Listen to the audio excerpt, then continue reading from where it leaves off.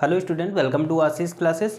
आज हम लोग समझेंगे ह्यूमन डाइजेस्टिव सिस्टम क्या होता है। ठीक है, तो डाइजेशन जैसा हम सभी के लिए बहुत ही ज़्यादा इंपॉर्टेंट है। और बेसिकली डाइजेशन होता क्या है और क्यों इंपॉर्टेंट है। तो डाइजेशन में क्या होता है कि जो हमारी बॉडी होती है वो कॉम्प्लेक्स फॉर्म में फूड से एनर्जी नहीं ले पाती। तो हम इसमें क्या करते हैं, डाइजेशन में क्या होता है कि फूड के कॉम्प्लेक्स फॉर्म को हम लोग सिंपलर फॉर्म में कन्वर्ट करते हैं। ठीक है, और फिर उस फूड को बॉडी यूज़ करती है। तो ये होता है बेसिकली हमारा डाइजेशन। ठीक है, अब डाइजेशन की बात करते हैं तो डाइजेशन स्टार्ट कहाँ से होता है। तो ये डाइजेशन स्टार्ट होता है हमारे एलिमेंट्री कैनॉल से। ठीक है, एलिमेंट्री कैनॉल की बात करते हैं तो ये 9 मीटर लॉन्ग होती है। ठीक है, कितने मीटर, 9 मीटर लॉन्ग होती है। और ये बक्कल कैविटी से स्टार्ट होकर के एनस तक, यानी यहाँ ये जो बक्कल कैविटी है, इस बक्कल कैविटी से एनस तक का जो पार्ट होता है वो हमारा एलिमेंट्री कैनॉल होता है। ठीक है, अब एलिमेंट्री कैनॉल में हम लोग सबसे पहला पार्ट पढ़ेंगे बक्कल कैविटी। बक्कल कैविटी का मतलब होता है ये जो मुंह होता है हमारा, जो खुलता है ना, जहाँ जीभ होती, दांत होते, ये हमारी बक्कल कैविटी होती है। तो देखो, डाइजेशन हमारा बक्कल कैविटी से स्टार्ट होता है। तो ये जहाँ पे मुंह हमारा जो माउथ ओपन होता है वो होता है बक्कल कैविटी। ठीक है, बक्कल कैविटी में बच्चों देखो होता क्या है कि बक्कल कैविटी में हमारे टीथ होते हैं। और टीथ हमारे कितने टाइप के होते हैं, 4 टाइप के हैं। तो हमारा जो बक्कल कैविटी होता है, यानी माउथ जैसे आप ओपन करेंगे तो वहाँ पे आपको 4 टाइप के टीथ मिलेंगे। ठीक है, कौन कौन से, इंसाइजर, कैनाइन, मोलर और प्रीमोलर। और इन टीथ का फंक्शन क्या होता है कि ये फूड को, है ना, छोटे छोटे पीसेस में करने का काम करते हैं। यानी जो भी हम फूड को इंटेक करते हैं, जो भी खाना अंदर की ओर खाते हैं, अब वो खाते हैं, खाने के बाद में दांत हमारे क्या करते हैं, टीथ हमारे क्या करते हैं कि उस खाने को सिंपलर फॉर्म में करने की कोशिश करते हैं। मतलब उनको छोटे छोटे टुकड़ों में कन्वर्ट कर देते हैं। ठीक है, अब जैसे ही हम लोग खाना खाते हैं तो दांतों का काम क्या होता है बक्कल कैविटी के अंदर कि वो फूड को क्या करते थे, छोटे छोटे पार्टिकल्स में कन्वर्ट कर देते हैं। और वहीं पर क्या होता है कि वहीं पर जो हमारी टंग होती है, उस टंग का फंक्शन क्या होता है। तो टंग का फंक्शन होता है कि जो हमारे माउथ के अंदर स्लाइवा होता है, जो लार होती है, उस स्लाइवा को उस फूड में, जो हम फूड खाते हैं उस फूड में मिलाने का काम करती है। ठीक है, लार में होता है हमारा टाइलिन एंजाइम। ठीक है, और टाइलिन एंजाइम क्या करता है, हमारे फूड को डाइजेस्ट करने में हेल्प करता है। आगे हम बात करते हैं, हमारे टंग में 3 प्रकार की टेस्ट ग्लैंड होती हैं। ठीक है ना, जिनसे क्या होता है हमें खाने का टेस्ट पता चलता है। जैसे खट्टा है ना, तीखा है। तो ये सारे जो टेस्ट हमारे पता चलते हैं वो हमारी टेस्ट ग्लैंड के थ्रू हमें पता चलता है। और ये कहाँ पर होती है, बक्कल कैविटी। ठीक है, तो जैसे ये बक्कल कैविटी में ये सारे काम हो गए, मतलब खाने को दांतों ने छोटे छोटे पीसेस में कर दिया। और उसके बाद में वहाँ पर क्या होता है कि वहाँ पर टाइलिन नाम का एंजाइम होगा जो स्लाइवा यानी लार में होगा। और ये लार हमारे फूड में मिल जाएगी और फूड को लसलसा बना देगी। फिर ये फूड आगे की ओर जाता है। ठीक है, तो आगे का पार्ट आ जाता है फेरिंग्स। ठीक है, तो फेरिंग्स बच्चों ये पार्ट होता क्या है, देखो फेरिंग्स वो पार्ट होता है जहाँ पर क्या होता है कि बक्कल कैविटी और नेजल कैविटी, मतलब यहाँ से एक नाक से भी, तो यहाँ से जैसे हम लोग सांस लेते हैं, है ना, तो उसे बोलते हैं नेजल कैविटी। तो नेजल कैविटी और बक्कल कैविटी जहाँ पर आकर के ओपन होती हैं, यहाँ पर ये ओपन होंगी दोनों। ठीक है, उसको बोलते हैं हम लोग फेरिंग्स।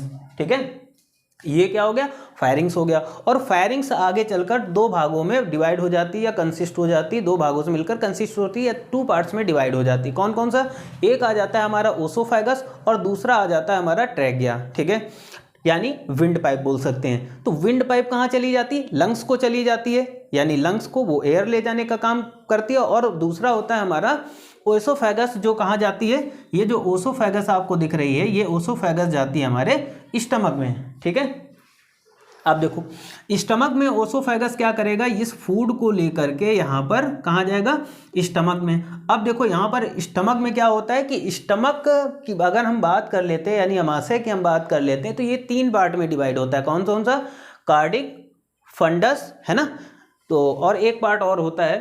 ठीक है, तो ये 3 पार्ट्स में डिवाइड हो जाता है। ठीक है, और इसमें देखो अगर हम स्टमक की बात करते हैं तो स्टमक के अंदर की ओर यहाँ पर एक म्यूकोसा लेयर होती है। ठीक है, ये म्यूकोसा लेयर क्या करती है, एक म्यूकस सिक्रेट करती है। क्यों, क्योंकि यहाँ पर हाइड्रोक्लोरिक एसिड पाया जाता है। अब हाइड्रोक्लोरिक एसिड यहीं से निकलता है। ठीक है। तो देखो हाइड्रोक्लोरिक एसिड यहाँ पर क्या करता है कि फूड के साथ आने वाले बैक्टीरिया, फंगस वगैरह जितनी भी हार्मफुल चीज़ें आती हैं उन सबको क्या कर देता है, किल कर देता है यानी मार देता है, ठीक है। तो ये काम होता है हाइड्रोक्लोरिक एसिड का, और यहाँ पर कई सारे डाइजेस्टिव एंजाइम्स भी निकलते हैं जो फूड को डाइजेस्ट करने में हेल्प करते हैं, ठीक है। उसके बाद में ये अमाशय से होकर के यानी स्टमक से होता हुआ फूड कहाँ पर जाता है बच्चों, तो ये जाता है हमारा जाता है स्मॉल इंटेस्टाइन में, ठीक है। स्मॉल इंटेस्टाइन में जाएगा, और स्मॉल इंटेस्टाइन में यहीं पर देखिएगा, यहाँ पर एक पाइप निकलती है हमारे किससे, ये आ जाता है हमारा पैनक्रियाज, एक पैनक्रियाटिक डक्ट आती है यहाँ से, और यहाँ पर देखिएगा एक बाइल गॉल ब्लैडर लगा हुआ है, ठीक है, लीवर के पास में, इससे बाइल जूस आता है, ठीक है। ये दोनों जूस जा करके इंटेस्टाइन में ओपन होते हैं और हमारे डाइजेशन में हेल्प करते हैं, ठीक है। अब देखो हम स्मॉल इंटेस्टाइन की बात करते हैं, तो स्मॉल इंटेस्टाइन को भी 3 पार्ट्स में डिवाइड कर दिया जाता है, जेजुनम, डेडुनम और इलियम में, ठीक है।